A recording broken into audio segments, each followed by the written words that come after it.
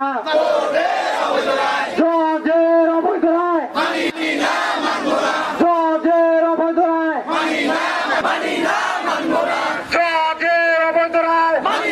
জজের কালো হাত, জজের।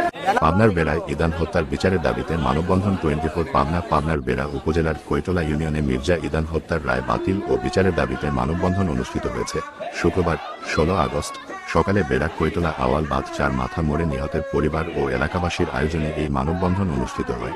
গত 2012 সালের 22 আগস্ট মির্জা ইদানকে কুপিয়ে হত্যা করে আরিফ, আসাদুল, সিরাজুল ও জয়নাল। এই ঘটনায় বেড়া থানায় হত্যা মামলা দায়ের হয়। দীর্ঘ 12 বছর পর গত 13 আগস্ট হত্যা মামলার সাথে সবাইকে খালাস দেন আদালত।